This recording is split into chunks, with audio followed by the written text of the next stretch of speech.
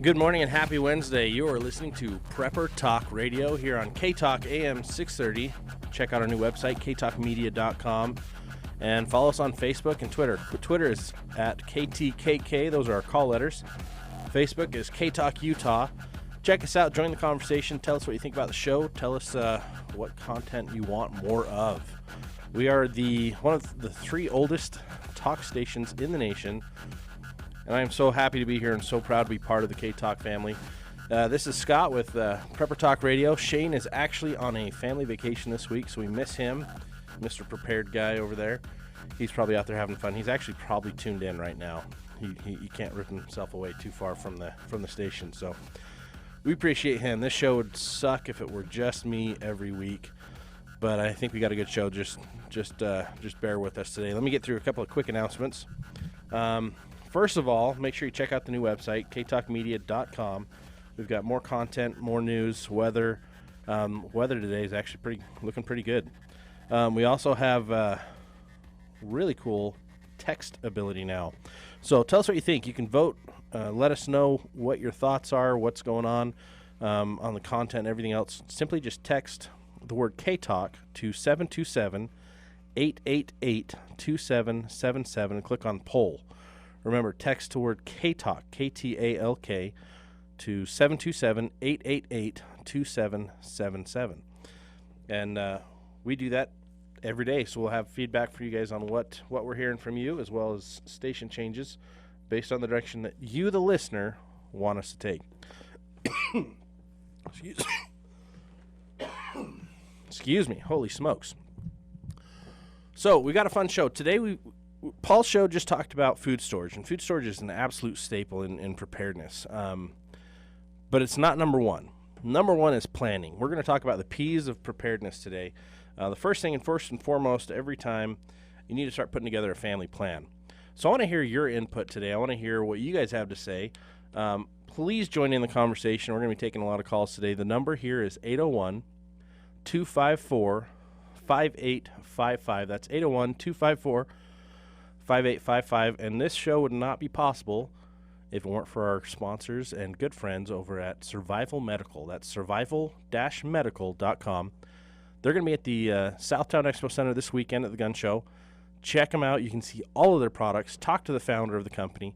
He'll be there explaining why their first aid kits are longer lasting and better built and tougher than nature. You'll get to see them firsthand, touch it, feel it, buy it, and make sure your family's a little bit better prepared. So let's get into our topic for the day, the P's of preparedness. And there's a lot of different ones you can think of. But number one, first and foremost, plan. I find all too often people think, oh, I've got my food storage, I'm good. Or, oh, my family, we went through this training a few years ago, so we're good. That's all bunk. There's a lot more involved than you realize. And a lot of people that I talk to, they've got some of it.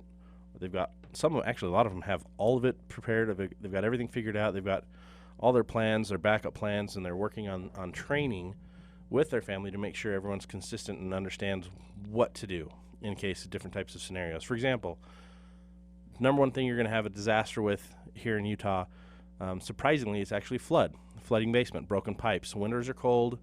When the winters get too cold, if the house goes vacant for a week or two and the heat goes out, oftentimes that happens during a holiday break, you're going to have a basement flood. So what do you do? How does your family respond in those scenarios? Do you have magnets on the fridge with the proper companies to call to help with the cleanup? You're going to have mold issues and other problems if you've let it sit for a while. So you want to make sure you get things done correctly. And so I always say put pen to paper and put together a plan for each of your scenarios that your family's going to face. For example, when you go on a vacation, when you go on a trip, make sure you have all of your emergency contact list, both at your home, even if you're not there, and with you. And the reason I say that is because hopefully you've got someone checking on your house while you're gone. And if something does happen, they know who to contact because you've got that list posted for them. And you've gone through it before you've left. Now, personally, what I like to do is I like to have my list digitally, but I also like to print it out. My wife is the queen of organization in our family, and so when we go traveling, she has all of our itineraries printed. She has all of our tickets printed, and she actually won't give them to me until it's time to get on the plane or time to board. But she has it. She kind of controls that and keeps that secure, and that helps her keep her sanity. For me, I need my sanity by having my emergency kits. The last time I took an flight, I packed my carry-on bag with a lot of my 72-hour kit supplies, one of those being a food ration block. And let me tell you, it was the funniest thing going through the line. This guy checking my bag had probably never seen one of these, and he kept looking at it, and he went and got his manager, and he asked his manager if this was safe, and the manager looked at it and was like, "Really, dude? That's food. He's fine." And just let me go through. But the first guy was actually quite nervous looking at this food product because he had no clue what it was.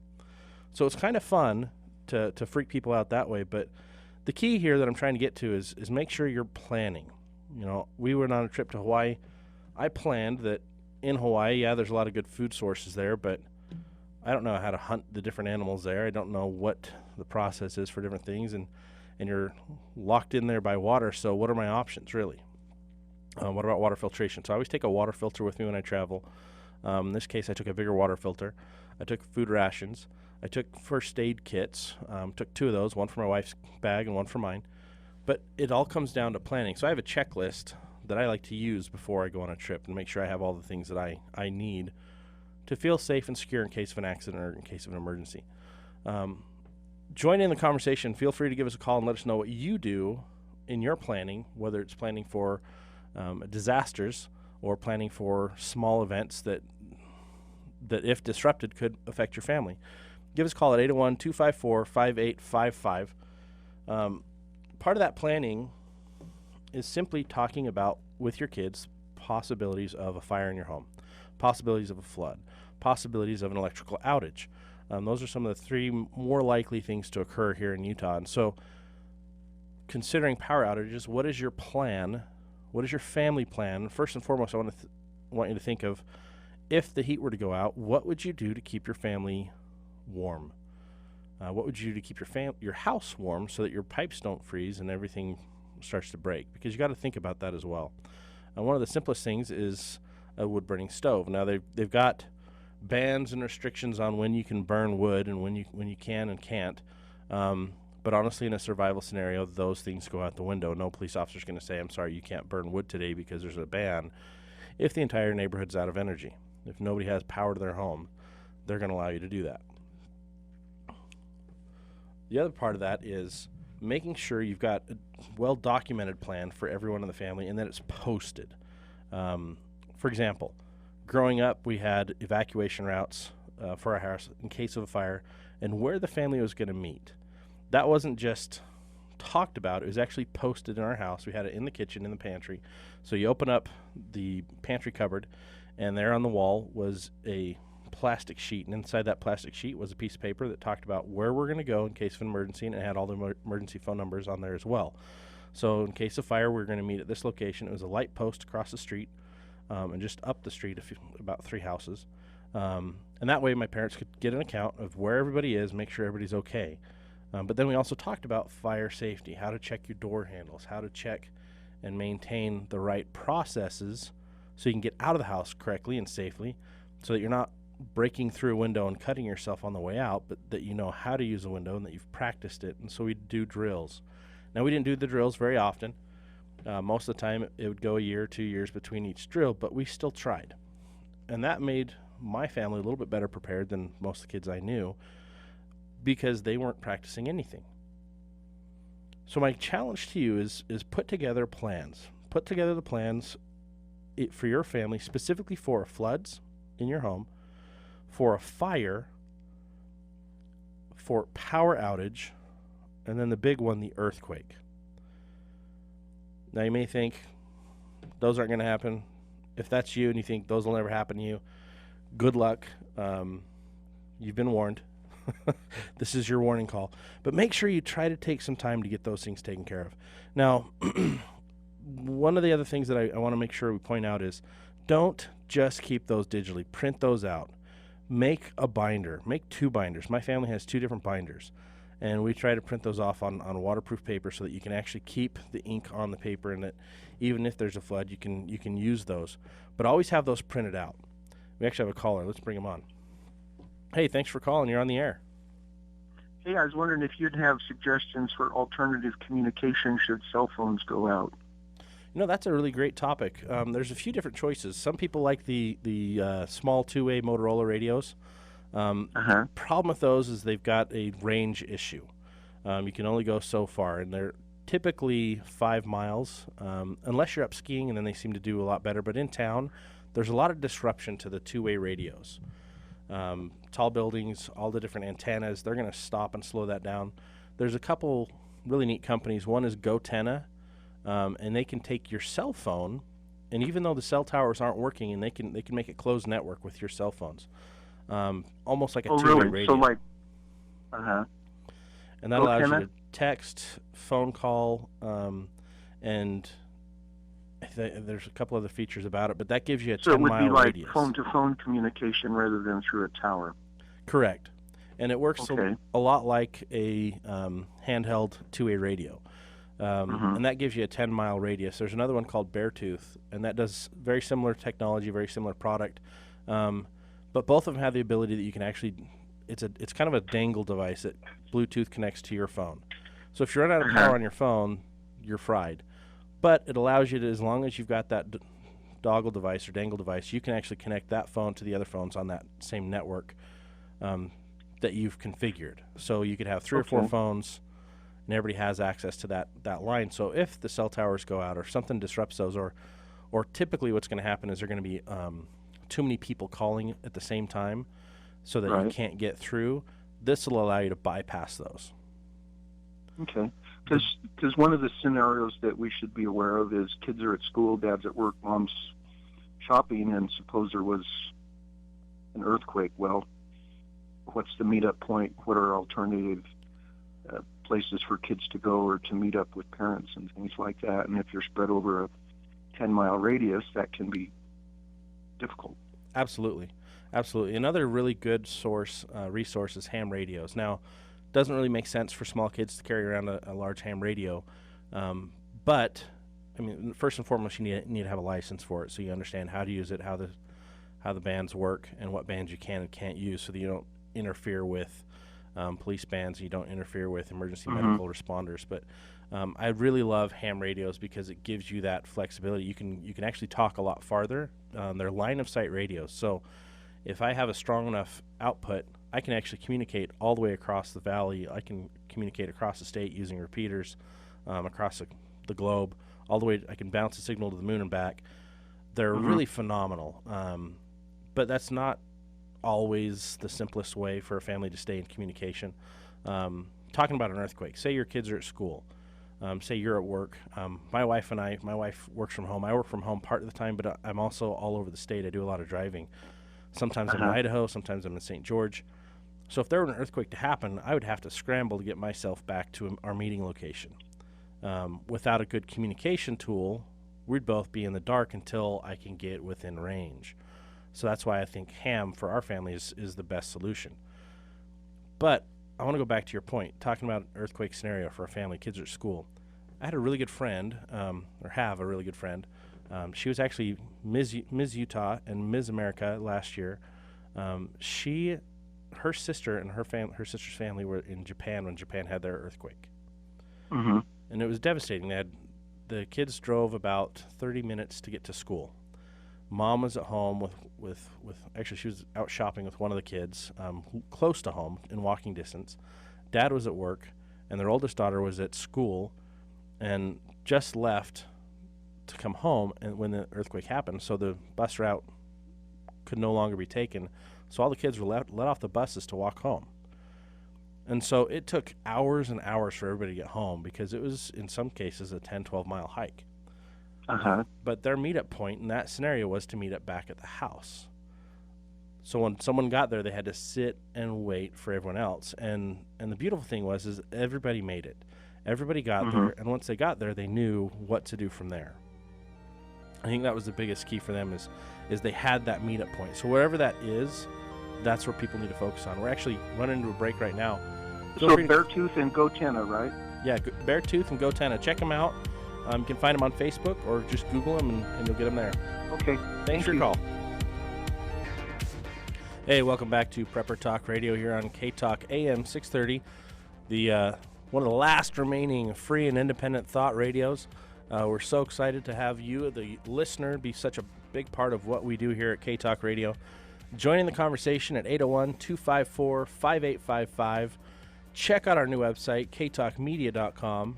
You'll be able to see the news, weather, all kinds of fun content that we're adding daily. Also, join in on the conversation through our text line, which is 727-888-2777. Text the word K-Talk, K-T-A-L-K, to that number and click on poll, and you'll be able to give us some more feedback on what we're doing, how we're doing it, and how we can improve.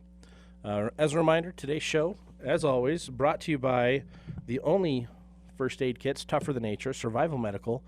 Check them out at local Sam's Clubs. Right now they're in Utah County in Orem, but they're also going to be at the Southtown Expo Center this Friday and Saturday, Sunday at the gun show. I believe it's Crossroads of the West.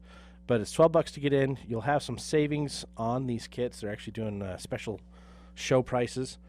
Their kits are pretty awesome. I keep in my car the on the move pack. I also keep in my go bag or my bug out bag or my whatever you want to call it. I call it my get home bag. I keep it in my truck at all times because that's going to get me home in case my truck breaks down or in case something happens. But I keep the excuse me, I'm losing my voice here. I keep one of the outdoorsman's kits, the ultralight backpacker kit, all the time in my bag. That way I can get home, take care of any incidents on the way or most incidents on the way, and be able to be a resource to my family. So today we're talking about the basics of preparedness. Number one, first and foremost, planning. We talked about communications a little bit, and I want to revisit that. Two really good tools or technology pieces for communication with your family. When the grid is struggling, say the cell phone system's just clogged, you can use Beartooth or Gotenna. Great products. Both of them turn your cell phone into more of a two-way radio, but it also gives you the text feature that a two-way radio does not give you. So great systems. They give you at least a 10-mile radius for those to work.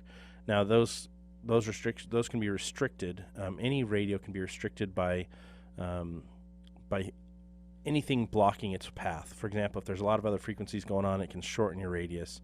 If there's a lot of other antennas or buildings in the way, that can shorten your reach. So just be aware of that and kind of test and do your own research. Find out what works best for your family.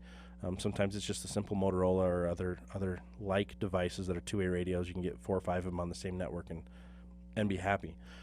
The other thing I want you to do is make sure you take your kids, take your family, spend some time understanding how to get home from where they spend most of their time. Now, with the kids, it's usually easier. They just got to walk home from school. But what if they're used to busing and they never pay attention to the route? Great Saturday activity would be to drop them off with adult supervision and say, okay, how would you get home from here? And stay with them. Let them make all the decisions on how to get home and see how well they do that. But just take them to a point, one of the parents, jump out of the car with the kids and find your way home from there. See how well they do. Now, this is a great opportunity to also find out what they would do in other scenarios, like stranger danger, how they respond to a stranger approaching them. Great time, one-on-one time to really find out what your kids are thinking, what's going on in the world for them, and be a bigger part of their decision process as they grow and as they make their opinions. So get involved with them. Do fun things. Make emergency preparedness fun.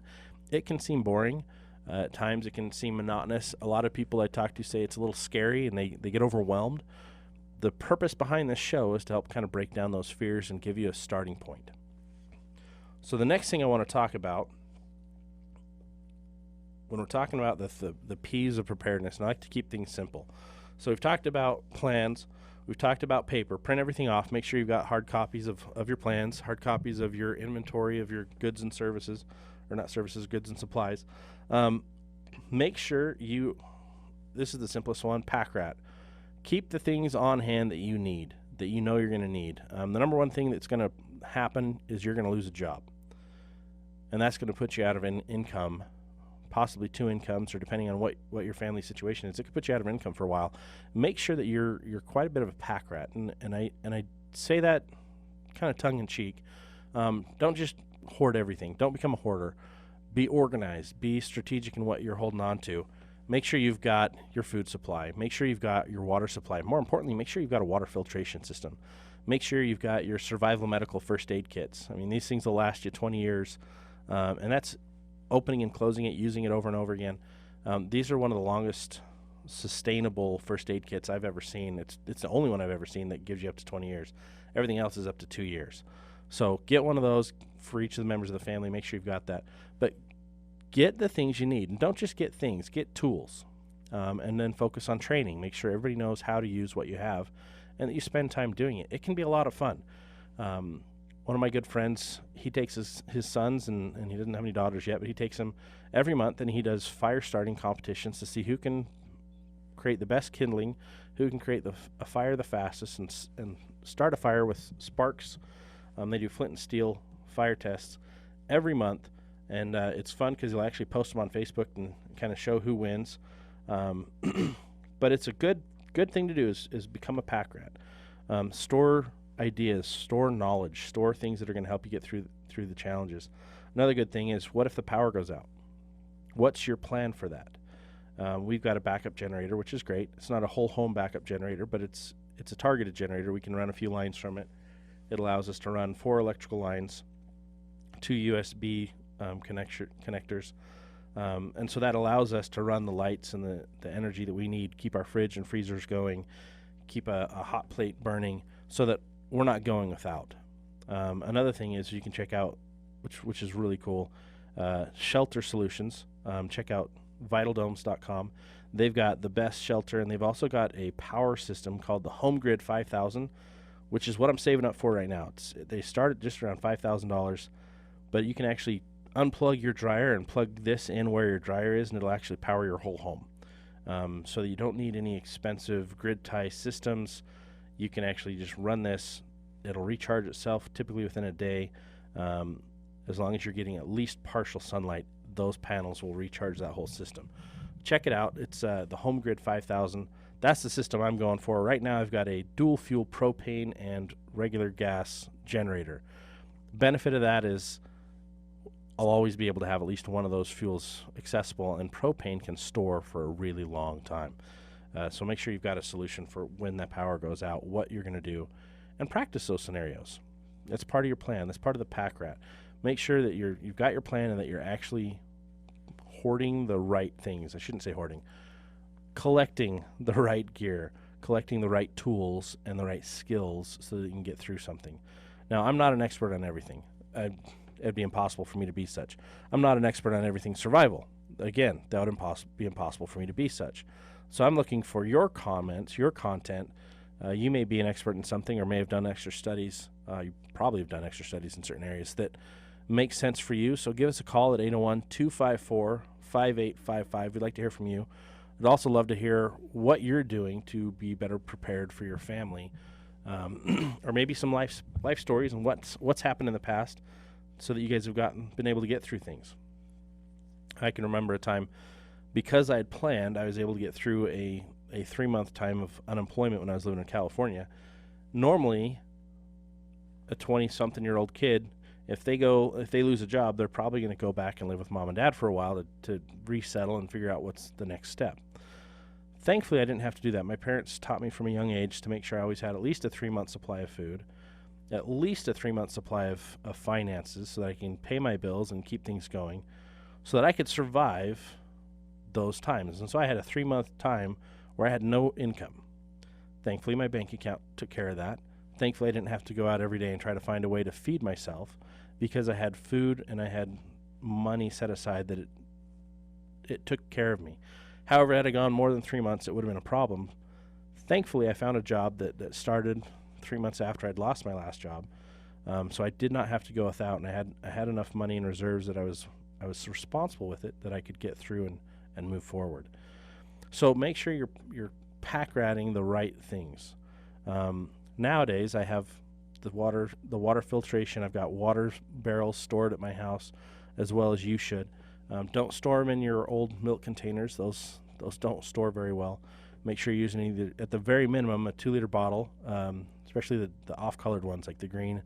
Those are my favorite for water storage for small quantities. But Get big water barrels. You can check those out. We've got a lot of different options. If you go to PrepperCon.com, you can see all those options for the different vendors that have come to PrepperCon, and you can see their products, and they're listed on our exhibitor page. But make sure you've got those solutions, because you're going to need a lot of water for, number one, hydration. That's much more important than having food. Number two, you're going to need it for sanitation, which is another one of our P's of preparedness, which is poop and pee. You got to make sure you can sanitize and do that in a place that's safe. And we'll talk about that a little bit later in the hour. But make sure you've got a plan for these things. Make sure you've got the right resources so you can get through this. Preparedness isn't about just stockpiling a bunch of food and calling it good. Putting everything in your cold storage in the basement is a horrible, horrible, horrible idea. For example, what is the most secure room in any house? I want you to think about this for a second. Is it your family room? Is it your kitchen? Like, what has the least entries in and out? And what is the most fortified room in your house? I guarantee if you've got a cold storage, that is your most secure room in your house. It's like a vault. So if an emergency does happen, say it's an earthquake, how are you going to access that food if part of the house falls down around it? Do you have a generator strong enough and powerful enough to power your jackhammer that you may or may not have, so that you can get back into there and get your food store out? Most likely you won't have those options. So make sure you're storing your food in at least 2 different locations. I like to have some in the front room in the closet right by the front door. I also put my emergency kits close to the front door or near a window. I have a couple of them actually, so I keep one in the master bedroom. I keep one in the front room so I can grab that on my way out of the house quickly. I can also access the food from multiple locations. I've got some in the pantry, I've got some in the front room closet, I've got some in the basement. And that's my long-term food storage as well, not just my weekly rotating food, because you should ultimately be rotating your long-term food storage. Just because it says it's a 20-year shelf life doesn't mean it should be on your shelf for 20 years. You should be rotating that yearly, if not at the worst, every 5 years. The reason is typically within 5 years your food's not going to go bad, even storing it in non-ideal conditions. Now, everyone says ideal conditions, your food's going to last 20 to 25 years. There's some things that's going to stop that, even inside the packaging, or if it's improperly packaged. If moisture gets to, for example, the number 10 cans, those will rust out and it will spoil and ruin your food. Make sure you've got those in a dry, safe spot.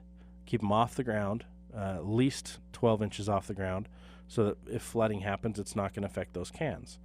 Same thing with your toilet paper. I can't tell you how many times I walk into somebody's home for a consultation. I find all the toilet paper stored on the floor in a room in the basement, and that room just happens to be adjoining to the drain in the floor by the furnace and the water heater. Well, if the water heater goes, it's going to get all over the place before it all goes down the drain. So make sure you've got all that stuff off the ground. If a pipe breaks in the winter, it's going to flood that floor. So make sure you've got all those things, all your survival gear, up off the floor so it doesn't get soaked and so it's not ruined right away. So make sure you're packing and planning and keeping all the right things that you need so that your family's better prepared. Now, this may also go without saying, but the next topic I want to talk about is people. Making sure all the people in your plan and all the people in your group are prepared, and making sure that all those people know their responsibilities when something happens. But also, as a point of security, making sure that you're not just telling everybody what you have and what you're doing. Otherwise, that becomes a threat to you. Now, the traditional prepper mindset is the first rule of prepping is you don't talk about prepping. Now, we're breaking that rule. The second rule of prepping is you don't talk about prepping. We're also breaking the second rule of prepping because that's what we talk about every week, every Wednesday, here on K-Talk Radio. That's what we focus on, is we want to help everyone to get better prepared. Now, if you're talking to everybody, telling everybody what you have, they now know that your resources are their resources. It doesn't matter how well fortified or how well defended you think your home is. If you have multiple threats, they eventually will break you down and you will be in trouble. We'll just put it that way. Make sure that the people that you're talking to have the same mindset that you have, that they're both prepared and that they're both reserved and not telling everybody everything that you have. Sure, I've got goods and services, goods and tools and resources stocked up, but they're not all at home. They're also at different locations throughout the state and even outside of the state. But I do that so that I've got a backup plan, and as well as you should have one as well. Have a backup plan. Have a place where your family's going to meet after a disaster, because it's a lot easier to survive in groups than it is on your own. Make sure that your in-laws are working towards a plan, and if they're not, maybe it's a good idea to start using this holiday season as an opportunity to help get them prepared. So instead of buying them tickets to that concert they want to go to, or that new T-shirt or jacket that they want, or an iPad, slip a little bit of money into a emergency food storage option for them. Get them a water filter. Get them some Mylar blankets and some wool blankets. Get them some food so they've got something to get them through those life's difficulties. This is the perfect time to do that, because the holiday season is a time of giving, and what a better gift to give than the gift of self-sufficiency. Help them be self-reliant, help them be self-sufficient so that you don't have to stress over them, and that your resources can actually go longer because you're helping them as well. So put that in as part of your plan. Focus on the people around you, the ones that are on the same page as you, that are thinking about the same things, so that you're both moving forward together. Now, run into a break again. We've got our sponsor. Thank you, Survival Medical. They'll be at the Southtown Expo Center this Saturday and Sunday at the gun show. Check them out. That's what I carry in my bags. That's what I put in with my food storage, is the Survival Medical Alpha Bucket. Check it out today at survival-medical.com, and we'll be right back after this break. Hey, welcome back to Prepper Talk Radio. It's Wednesday. We're almost out of time today. We've got about 20 more minutes. We're talking about the basics of preparedness with the P's of preparedness. We actually have a caller, so let's bring him on the line. Hey, thanks for calling K-Talk. You're on the air. Hi, good morning. I love your show. You're full of great information. I wanted to mention a couple of small things that are really necessary things, and that's needle and thread, tape, good glue, and patch, repair, make things do when you're not able to get more. And preparing your thread, if you have a piece of paraffin or even a crayon that you wind or you pull your thread through the wax before you sew, will strengthen your thread. Brilliant. I'm actually glad you brought that up. What do you do to make sure you've got one of those with you whenever you need it? Do you have like a little kit that you put together, or what did you do?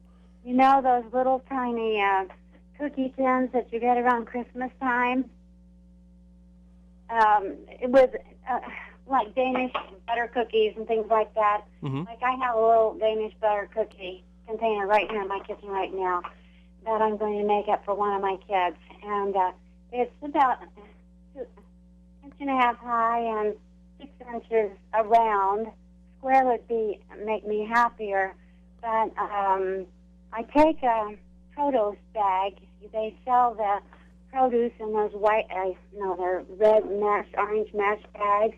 Yeah. And you can tie a knot in the end and then slip this metal container right in the mesh bag and put a clip on it, and it doesn't have to go anything. It can clip right to your belt, your backpack, or whatever. And the lid is secure and tight and waterproof. And you can stuff buttons, patches, just a multitude of things in there. Even a little bag of waxed fire starter, or not like cotton with paraffin or Vaseline on it. Just a little separate bag. It's fun, it's easy, and it might serve you well. And a whistle. That's awesome.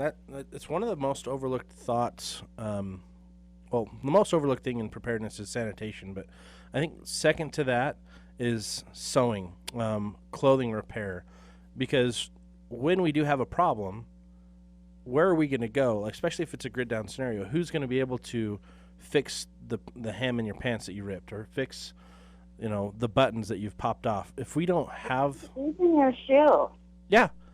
I keep a shoe repair kit, that squeeze bottle stuff that you can actually fill holes in your shoes, and you actually can make new tread. I keep that with my emergency kits, and I've actually used that when I went on vacation. We went to Massachusetts, and my shoe was kind of wearing a little bit of a hole. I ended up ripping off part of my shoe while I was in Massachusetts, but I'd had that tube, and overnight I was able to fix the sole, let it dry, and I was able to finish the trip without having to buy another pair of shoes, and saved myself about, I don't know, $80 on a new pair of shoes. Didn't have to buy another pair of shoes for another 6 months. There you go. It made you happy, didn't it? Absolutely. But it's funny that you talk about those cookie tins. Growing up, my grandma had those, and I always thought, oh, cookies, and I'd go for them, open them up, and it was always needle, thread, patch kits, buttons. So I think that's one of the best ways you can keep all that. It's ultralight. It's easy to store. You're right. It'd be great if they were square. But I think buttons, everybody needs more buttons in there. People forget about buttons. Mm-hmm. If you run out of buttons, how are you going to keep fixing your clothes? Right, and even if your zipper stops working, you can still want a button and make an oriental loop kind of thing that would still close your jacket or whatever without the zipper. You could still use it. And I said there was one more thing I wanted to mention. I've forgotten it. So, anyway, I love your show, and thank you very much. Hey, thank you so much for calling. We really appreciate you. Okay, bye. Bye-bye. I think she made another good point about the paraffin wax. That's great. Or a crayon. That's great to have because that can help you prep your thread for when you're sewing. It makes it a lot easier to repair an item when your thread's prepped appropriately. But you just slide your thread through it. Another thing you can use that for is if your zipper's having problems, you can wax your zipper. That'll allow it to glide and connect a little bit easier and a little bit better. So that can take and fix a lot of the problems you're having with zippers as you go. Thank you so much for that call. That's actually really, really a great point. So that goes back to the pack rat conversation. Make sure you're storing the things that you're going to need. Make sure you're storing the tools that you're going to need. And a great resource is for this type of thing. There's a lot of bloggers that talk about this. Go to Pinterest. It sounds, for lack of a better term, a little girly, but Pinterest is one of the best resources for preparedness and survival because you can find boards like PrepperCon, like Two Moms the blog. I mean, they've got a lot of really good preparedness and survival pins on those pages that give you ideas of what you can do and tools and a breakdown of how to build those things so that you're a little bit better prepared. The next point I wanted to talk about before we run out of time is sanitation, or in the list of P's, poop. You do not want your poop or your pee near where you're living. If the sewage backs up, if something happens, maybe we have a grid down scenario or an earthquake, you're going to need to find an alternative solution to take care of that. And one of the easiest, simplest ways is an outhouse. Now, you may not have time to go build an outhouse in your backyard, but you can put up a couple tarps to create a semi-private location. But make sure it's downhill and away from the home. And if you go to our Pinterest page, you'll see we've got quite a few of those items pinned. But the beautiful thing about it is I love, if you go to Emergency Essentials, they've got the little buckets. And in the bucket, they've got a little mixture that helps clear and kill and eat the bacteria that's in your feces.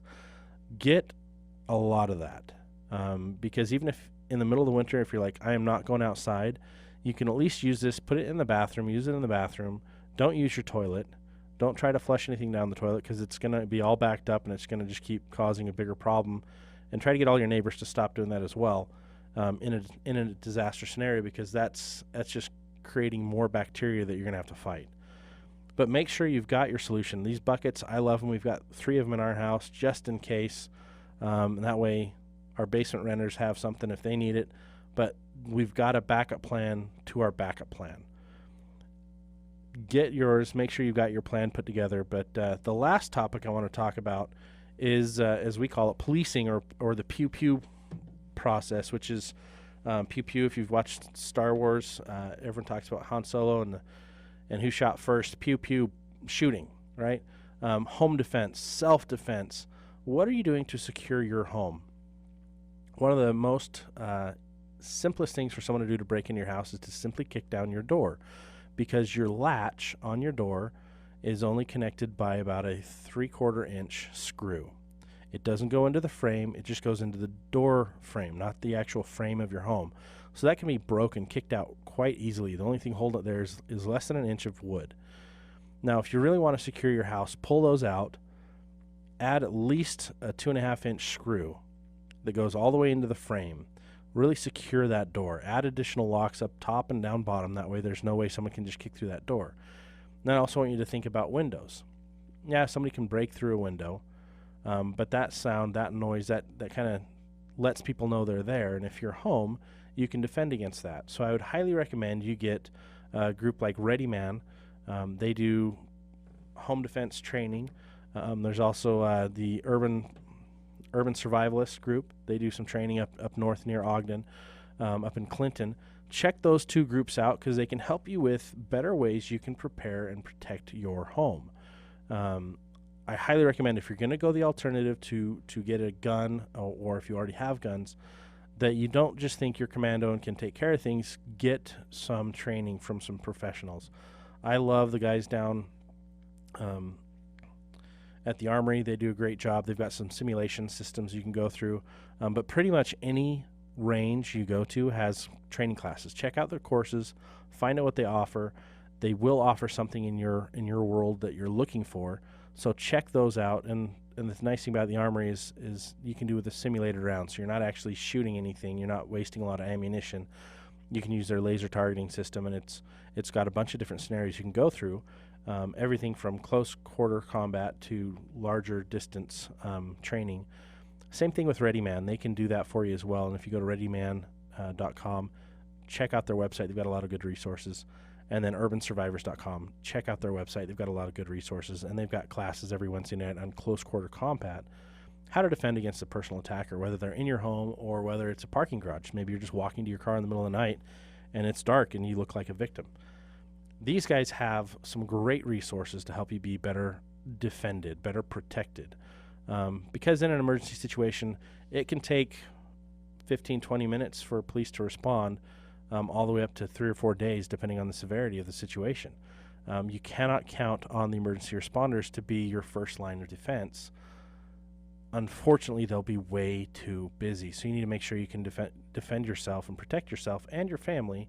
And the best way to do that is to start simply. Just reinforce the things at home that you can reinforce. Get the double paned windows. They're a little bit stronger. They're a little bit harder to get through.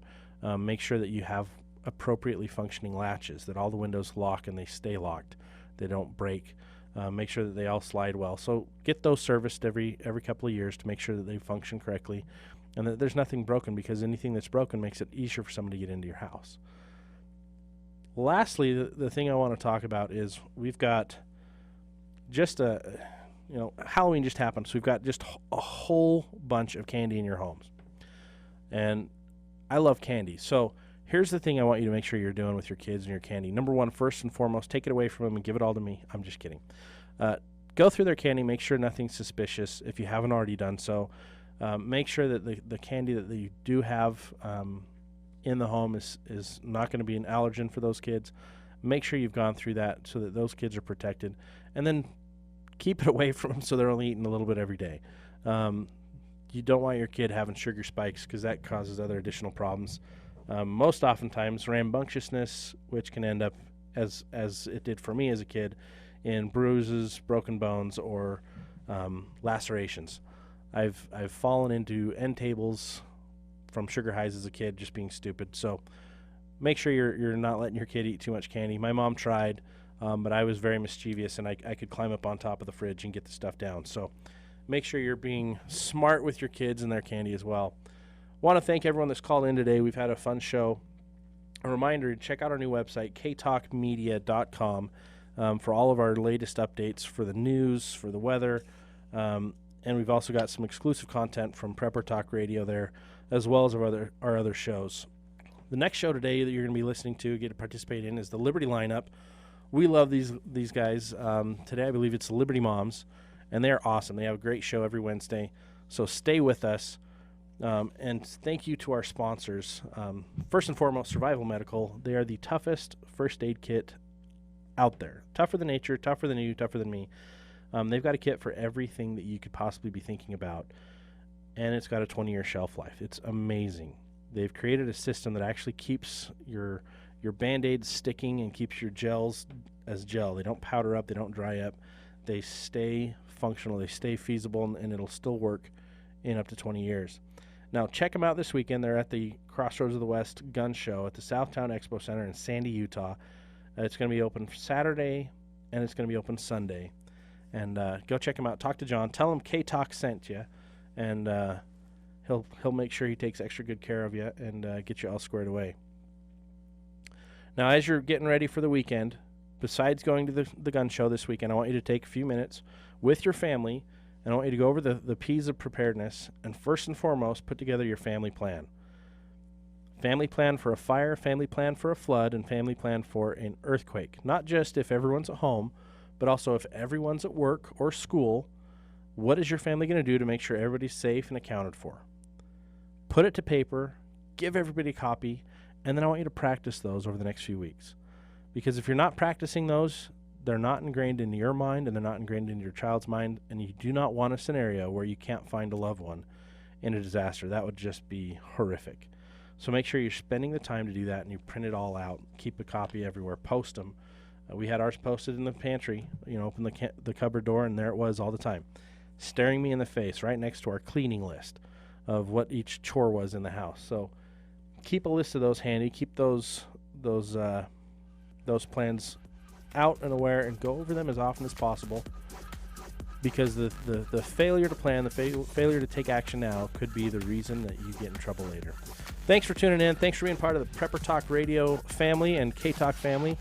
We're out of here. Stay tuned for more from Liberty Lineup.